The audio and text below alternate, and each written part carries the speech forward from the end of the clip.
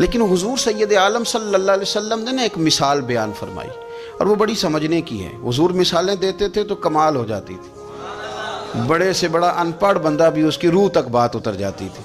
کریم محبوب علیہ السلام فرمانے لگے کہ اگر ایلوا درخت کے کچھ ٹکڑے شہد میں ڈال دیے جائیں نا تو شہد سے زیادہ میٹھی چیز کوئی نہیں ہوتی۔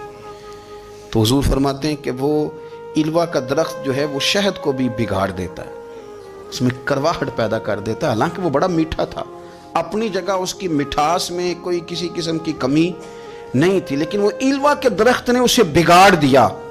اللہ کے محبوب فرماتے ہیں جس طرح ایلوا کا درخت شہد کو تباہ کر دیتا ہے نا، اس طرح حسد آدمی کے ایمان کو تباہ کر دیتا ہے۔